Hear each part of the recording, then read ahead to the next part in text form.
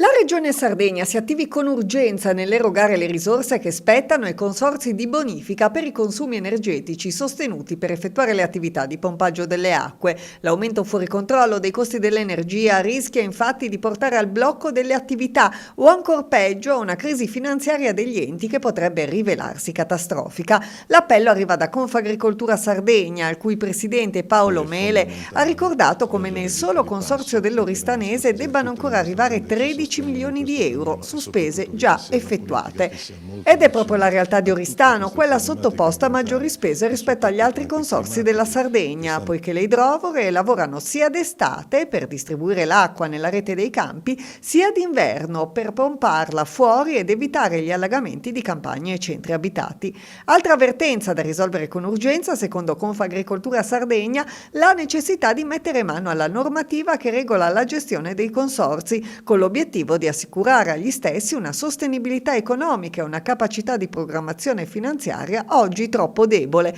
condizione che rischia di mettere a rischio un servizio indispensabile per gli agricoltori. In attesa di tali interventi, conclude Paolo Mele, sarebbe opportuno dare corso alla normativa vigente che non sempre viene pienamente applicata.